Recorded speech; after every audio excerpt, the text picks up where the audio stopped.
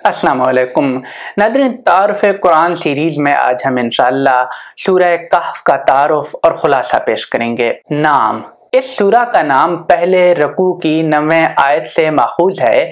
इस नाम का मतलब ये है कि वो सूरा जिसमें कहफ का लफ्ज़ आया है। ज़मानाए नज़ूल, सूरह कहफ के मज़मून पर गौर करने से अंदाज़ा होता है कि ये तीसरे दौर के आगाज़ में नाजिल हुई होगी, जब ज़ुल्म व सितम और मज़ाहमत ने शिद्दत तो अख्तियार कर ली थी, मगर अभी हिजरत हबशा वाक़े ना हुई थी।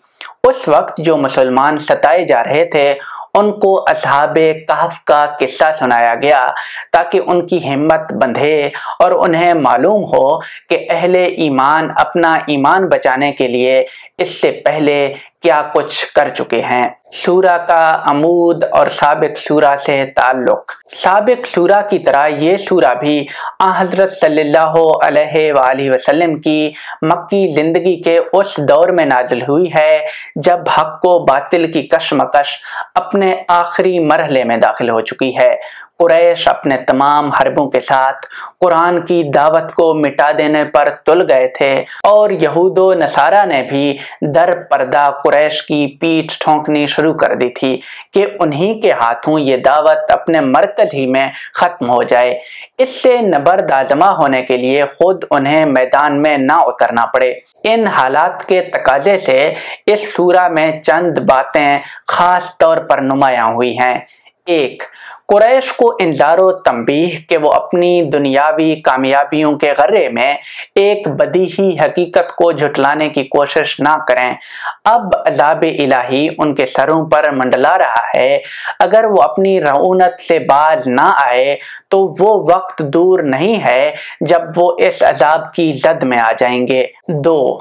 हज़रत सल्लल्लाहु अलैहि वसल्लम और आपके मज़लूम सहाबा को सब्र व अज़ीमत की तलकीन, आने वाले मराहिल यानी हिजरत वगैरह की तरफ बाज लतीफ़ इशारात। इन मराहिल में पैगंबर सल्लल्लाहु अलैहि वसल्लम और आपके साथियों को जो गैबी फतूहात हासिल होने वाले हैं उनकी बशारत। 3. जिस तरह साबिक सूरा यानी सूरह बनी इसराइल में यहूद के चेहरे से नकाब उलट दी गई है, उसी तरह इस सूरा और इसके बाद की सूरा यानी सूरह मरियम में नसारा के चेहरे से नकाब उलट दी गई है और मकसूद इससे कुरैश को तंबीह करना है कि जिनकी अपनी कोई बुनियाद नहीं है, अगर उनकी शय पर खुदा की इस नेमत की नाकदरी करोगे जिससे उसने तुमको सरफराज करना चाहा है, तो याद रखो कि पराए शगुन पर अपनी नाक कटवा बैठोगे। सूरा के मतालिब का तजज़िया। आयात 1 ता 8 हज़रत सल्लल्लाहु अलैहि वसल्लम को तलकीन सब्र कि तुम्हारी जिम्मेदारी सिर्फ इंज़ारो तबशीर है। अगर ये मुतमर्रिदीन कुरान पर ईमान नहीं ला रहे हैं तो इसकी वजह ये नहीं है कि इस किताब में कोई कज पेच या तुम्हारी दावत व तबलीग में कोई कसर है, बल्कि इसकी वजह यह है कि ये लोग ख़ारिज दुनिया की मोहब्बत में अंधे हो रहे हैं, तो तुम इनके पीछे अपने ताई हलकान ना करो। एक वक्त आने वाला है जब इस दुनिया के चेहरे का ये मसनूई गाजा उतर जाएगा और ये अपने असल रूप में नुमायां हो जाएगी। उस वक्त ये बदबख्त लोग अपने सर पीटेंगे।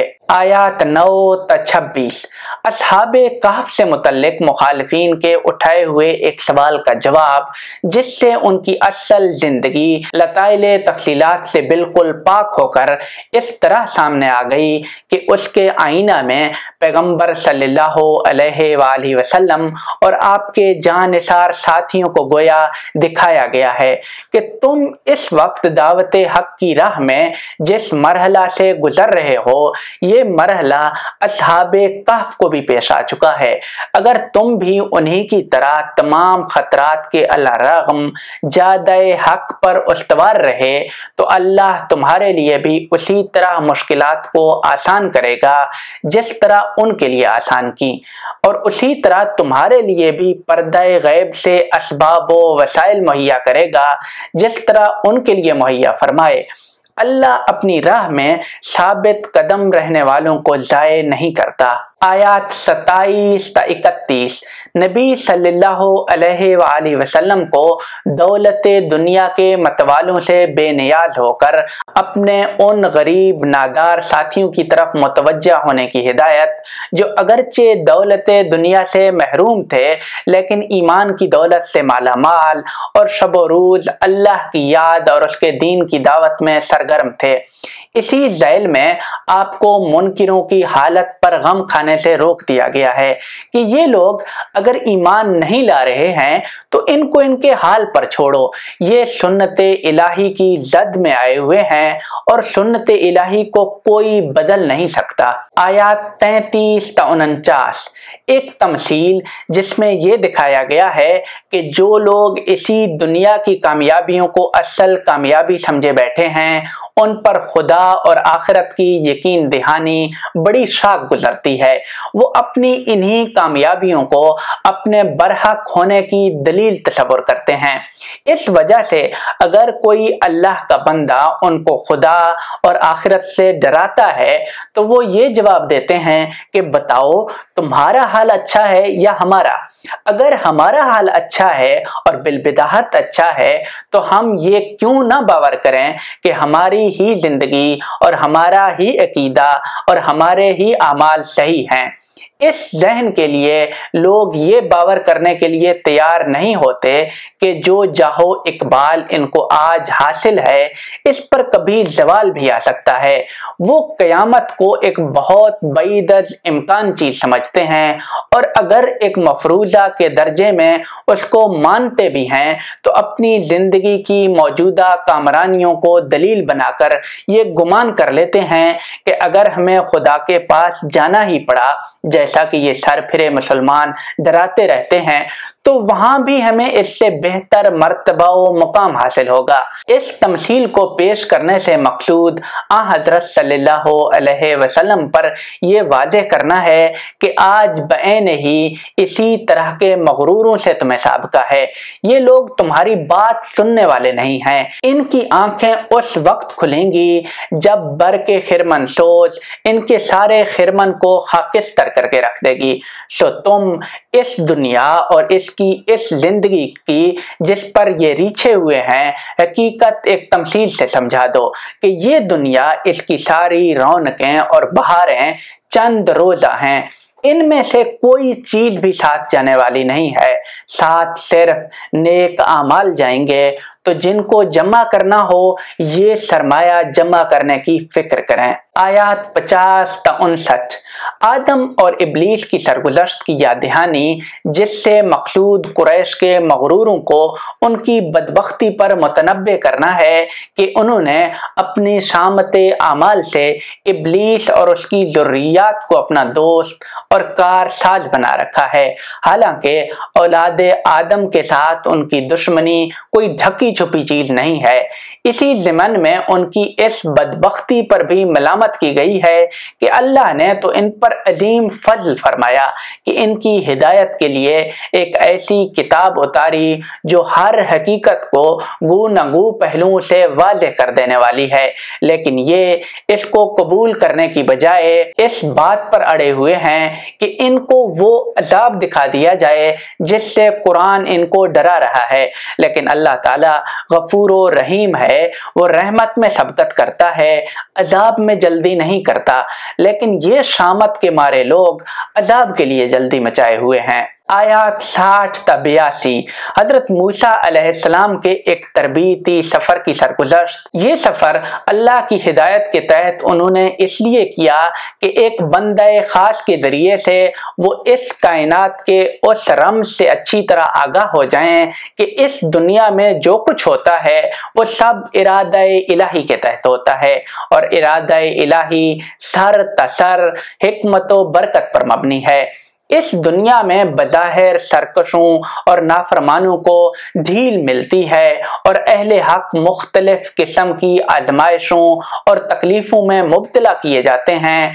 ये सूरत हाल बहुतों के ईमान को मुतज़ल्ज़ल कर देती है और उनके लिए ज़्यादा हक पर साबित कदम रहना निहायत मुश्किल काम बन जाता है। इस इब्तला में साबित कदम सिर्फ वही लोग रहते हैं जिन पर यह हकीकत अच्छी तरह वाज़ेह واضح ہو کہ یہاں جو کچھ ہو رہا ہے سب ارادہ الہی کے تحت اور اس کی حکمت کے تقاضوں کے مطابق ہو رہا ہے، لیکن انسان کا محدود علم اس کی حکمتوں اور مصلحتوں کا احاطہ نہیں کر سکتا۔ اس وجہ سے صحیح رویہ یہ ہے کہ راہ حق میں ناموافق و نامساعد جو حالات بھی پیش آئیں، آدمی ان سے دل شکستہ و مایوس نہ ہو، بلکہ پورے عزم و جزم کے ساتھ موقف حق پر ڈٹا رہے، حکمت الہی کا ظہور کا انتظار کرے اور امید رکھے کہ اگر اس دنیا میں نہیں تو آخرت میں اس کا ظہور ہو کے رہے گا۔ یہی حکمت صبر کی اساس و بنیاد ہے جس پر سارا دین قائم ہے۔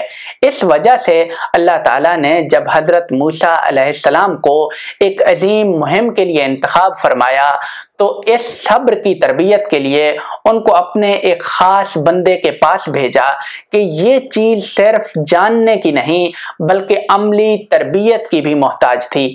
بعین ہی یہاں یہ سرگزشت حضرت صلی اللہ علیہ وآلہ وسلم اور آپ کے واسطہ سے آپ کے اس دور کے ساتھیوں کو اس مقصد سے سنائی گئی ہے کہ باغیوں اور نافرمانوں کو جو دندناتے دیکھ رہے ہو اور تم حق پر ہوتے ہوئے ان کے مظالم کے جو ہدف بنے ہوئے ہو، اس سے ہراساں اور مرعوب نہ ہونا۔ اس دنیا میں اگر مسکینوں کی کشتی میں چھید کیا جاتا ہے تو اس میں بھی حکمت خیر ہوتی ہے، اور اگر ظالموں کی کسی بستی میں کسی گرتی دیوار کو سہارا دیا جاتا ہے تو اس میں بھی خیر ہی مضمر ہوتا ہے۔ لیکن انسان کا محدود علم خدا کے سارے اسرار کا احاطہ نہیں کر سکتا۔ آیات 83 تا 101۔ ایک سوال کی تقریب سے ایک سلطان عادل ذوالقرنین کا ذکر جس سے مقصود قریش کے ان متمردین کو عبرت دلانا ہے جو پیغمبر کے انذار کا مذاق اور اپنے اقتدار کو لازوال سمجھتے تھے۔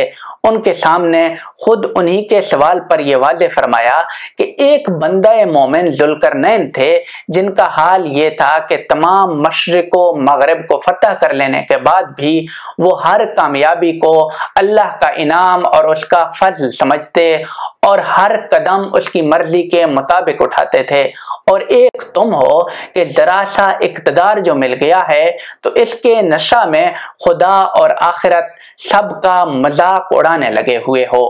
آیات 102 تا 110۔ خاتمہ سورہ۔